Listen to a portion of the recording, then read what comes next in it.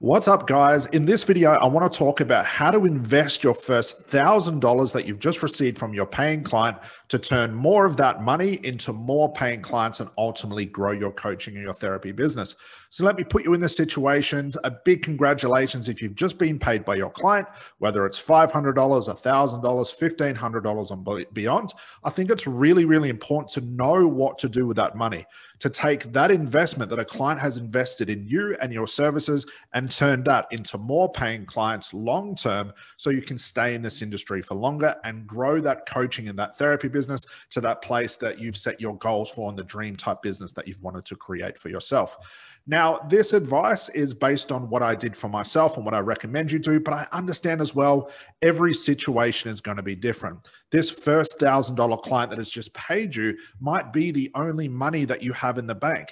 It might also be additional money on top of other paying clients that you've got or other additional money that you've got from the 9-to-5 job that you have. So I'm going to try and with these recommendations, try and include some different scenarios so you can see what best fits you. But ultimately, it's going to be your decision on what you do with that money.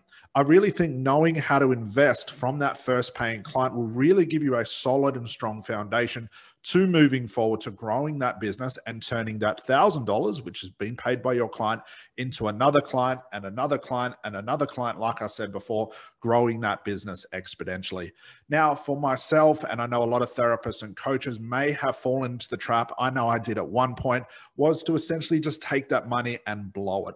Spend it on all of the wrong things and all of the wrong places. Now, in retrospect, it causes these types of business that we're in as a coach or a therapist to grow a lot slower. So this video is really about taking that money and investing it in certain places based on the recommendations that I give you with the goal to grow that business, which is ultimately making more money and getting more paid clients. So let's get into it. So my number one recommendation when investing this first $1,000 client, this first $1,000 that you've been paid is, like most people say, to invest in yourself. But what do I really mean by investing in yourself? I think it's really, really important to take that investment and improve the way that you do things.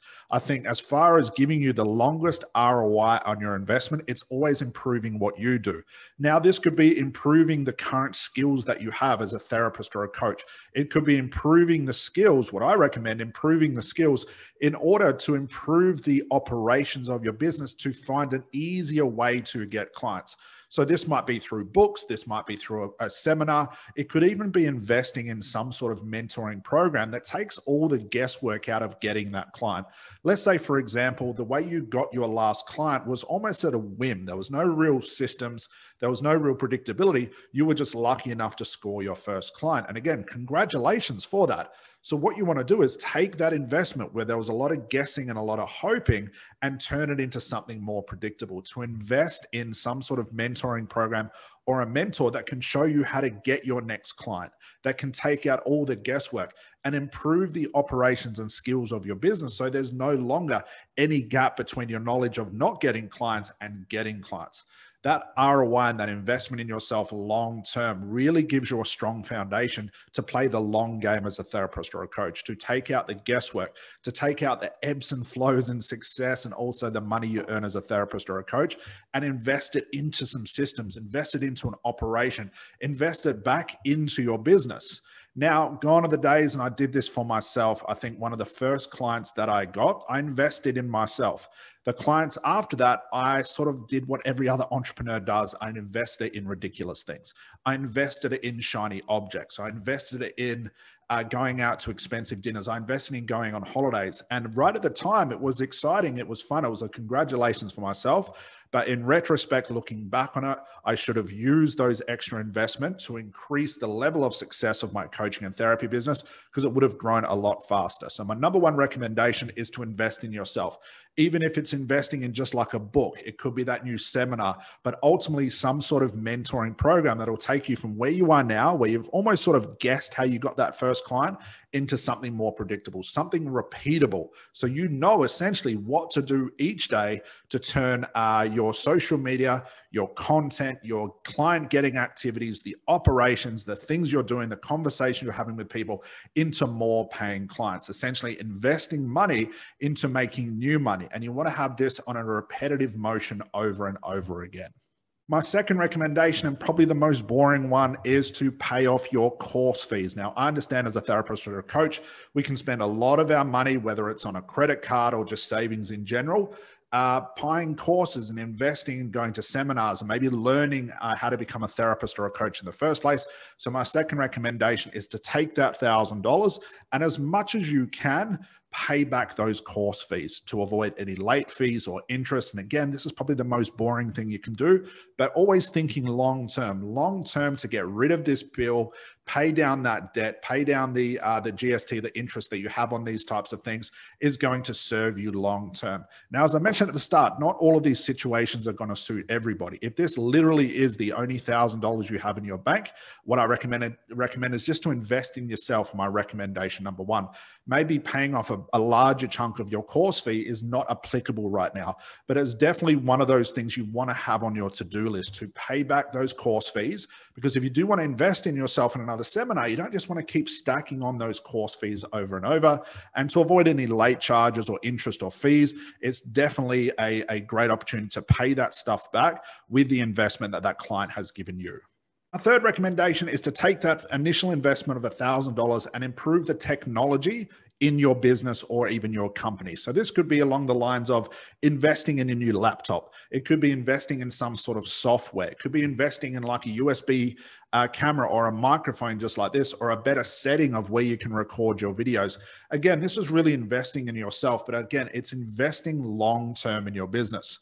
You know, if we put it in perspective of buying, let's say, an expensive watch compared to buying a very fast laptop, that laptop is obviously going to help you in the long game as a therapist or a coach, where that watch is just the shiny object, makes you feel good at the time, but it doesn't give you any ROI on your investment. When it comes to investing, the real rule of thumb is, can I take the investment? Can I take this initial piece of money and turn it into more money? Things like shiny objects, going to expensive dinners and holidays, like I said, I did before, gave me no ROI. At the time, it felt great. It was exciting, but retrospectively, it gave me nothing for that money. So investing in new technology, it could even be new systems or operations in your business.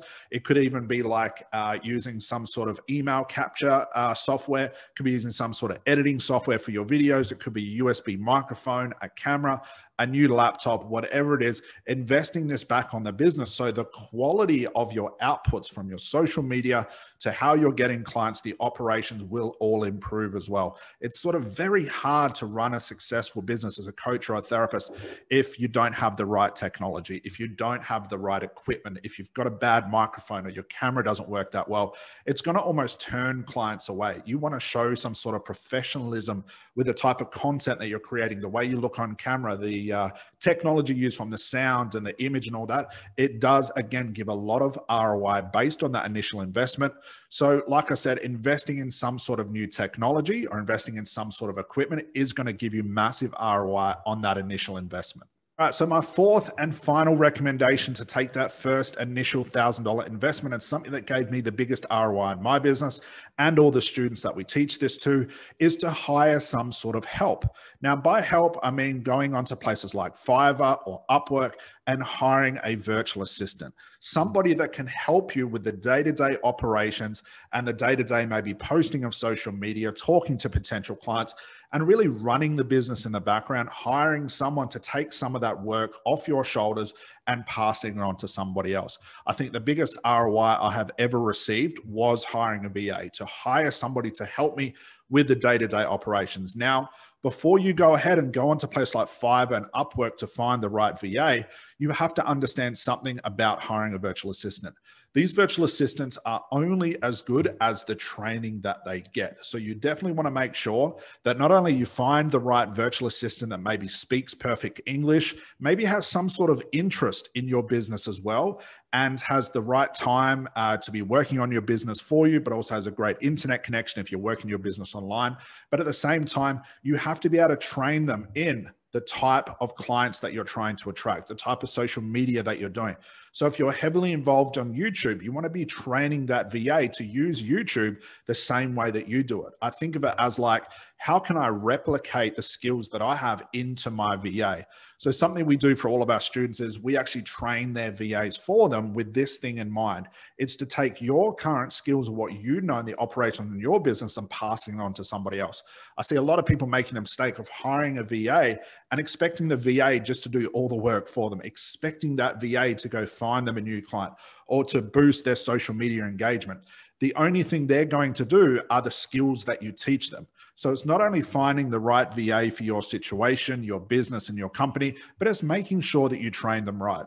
I've literally gone to Fiverr, hired a VA that cost me about $5 an hour, but because I had trained her so well in all of my knowledge from getting clients to social media, the operations of my business, and at the time it was quite an extensive process, but at the end of it, I can now turn $5 an hour, which is what I'm paying this VA, that's what she wanted to be paid, into multiple $1,000 strategy calls. I mean, think of that. That's almost impossible in the marketing world, that you could give some sort of marketing strategy $5 and have it turn into $2,000 or $3,000 in return. So investing in some sort of help, investing in somebody that can help you with the day-to-day operations, again, will take that initial $1,000 investment that your client has given you and helping you turn it into more clients, more business, and more money you can invest back into your business. When earning money as a therapist or a coach, you don't want to earn the money and then just allow it to leave your bank account, to allow it to sort of drip out of your business. You want to grab a hold of that money and invest it back into your business, whether it's yourself, it's the technology, it's hiring the VA and the help like I just discussed before, and making sure you train them properly.